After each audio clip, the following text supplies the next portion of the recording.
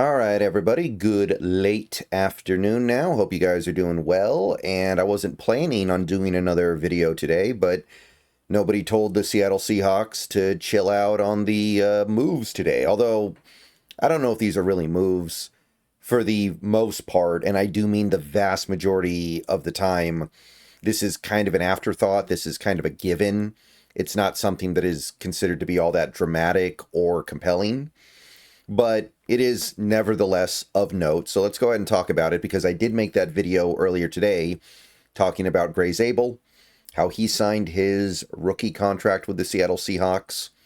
Well, as of about 10-15 minutes ago, as of me recording this, the same goes for 7 other Seahawks draft picks. So John Boyle posted this on Seahawks.com just about 10-15 minutes ago. Seahawks signed 8 of 11 2025 draft picks, including first-round pick Gray Zabel. So we already knew about Zabel. So if we scroll down here into the article, you can see the list of other players that signed today officially. Notre Dame defensive end Riley Mills. I kind of object to calling him a defensive end, by the way, because I'm pretty sure he's a 3-tech in this defense. So I'd call him a defensive tackle, but whatever, we'll sort that out later. Colorado State receiver Torrey Horton, Alabama fullback Robbie Oots, Kansas guard Bryce Cabledew, Miami running back Damian Martinez, Iowa tackle / guard, probably going to end up being guard, by the way, although I have some hopes, Mason Richman, and UNLV receiver Ricky White. All of those guys have now signed their 4-year deals. None of these guys get the 5th-year option, so it's just 4-year deals for them. And that's now been settled. Again, you would never, ever in a million years expect a 5th round, 6th round, or 7th round player to make a fuss about their contract. They're just happy to have a contract in the NFL. They have no leverage to negotiate anything else anyway. And even if it was legal, even if there was room to negotiate a rookie deal in the NFL, it wouldn't be them that would have the leverage. But nevertheless, it's good to see. So this obviously leaves 3 players unsigned, and those 3 players are the day 2 guys. All 3 of the day 2 guys remain unsigned, including Nick Emenwari, Elijah Arroyo, and Jalen Milroe. So that's not particularly significant yet.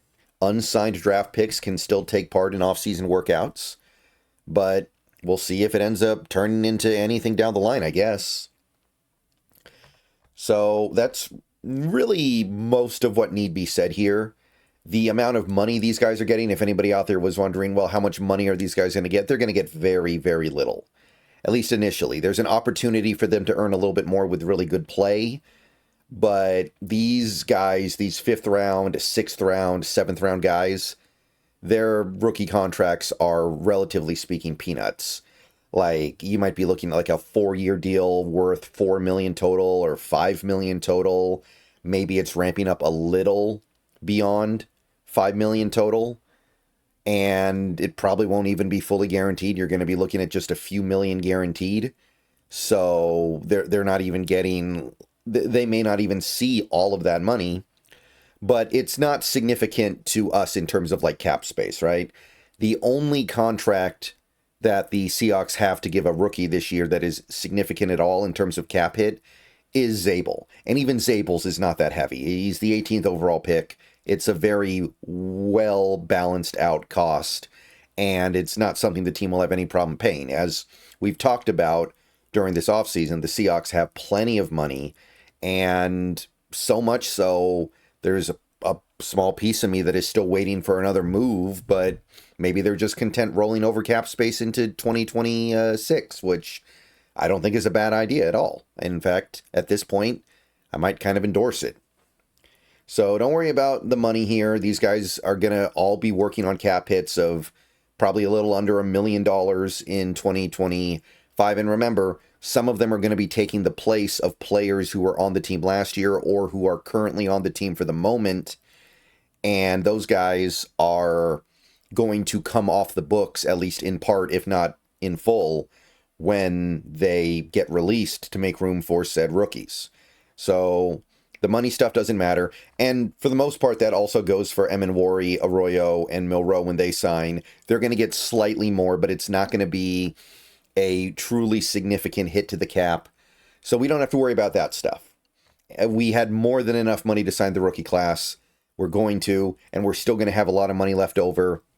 We could build the greatest practice squad in the NFL if we wanted to, with all the money we're going to have. We can make trades in the mid-season point.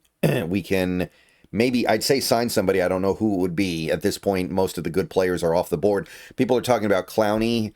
I don't think Clowney wants to play on the West Coast at this point. I think he's an East Coast guy.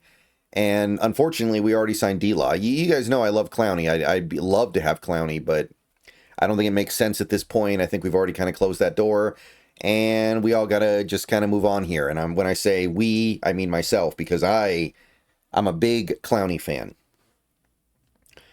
All right, so last year, the Seahawks had a pretty drama-free rookie signing, which was of note because, as some of you may remember, the year before that, Devin Witherspoon actually kind of did a little bit of a rookie holdout, which that's rare these days, right? You don't see rookie holdouts in the NFL very much anymore because the CBA dictates rookie contracts. The only thing they're holding out over is, I think, signing bonus, and in some cases, like guarantees if they're not first rounders.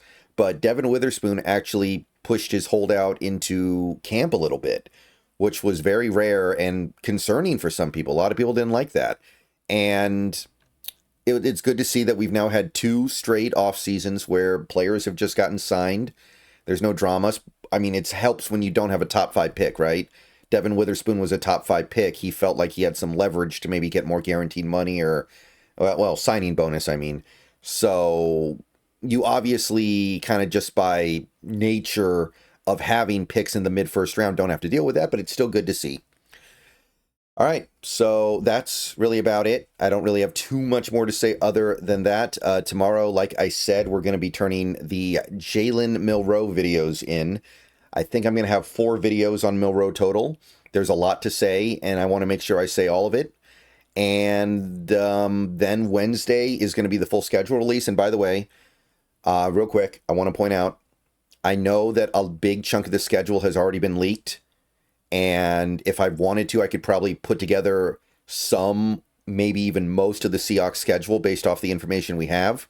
I'm trying to avoid doing that so I have a natural reaction, like a real reaction when the the schedule release is actually officially made on Wednesday. I'm hoping to avoid. I don't think I've really seen anything yet, though. So far it's going pretty well. Also, remember my reaction to our draft class will be on Bleacher Report at 5 p.m. Wednesday. That is when the official schedule drops. So I'm just going to go live, wait for the schedule to be released. Should just be a minute or 2, and then we'll react and we'll talk about it. So if you're not already on Bleacher Report, get on over there, download the app, and we'll have a good show. Okay, so see you guys maybe tonight on Twitch, maybe tomorrow. Either way, everyone have a good evening. Go Hawks. Welcome aboard to all the rookies. Hope we have some fun with these guys. Excited to get these guys in the building for the most part. Let's see what happens. All right. Peace out.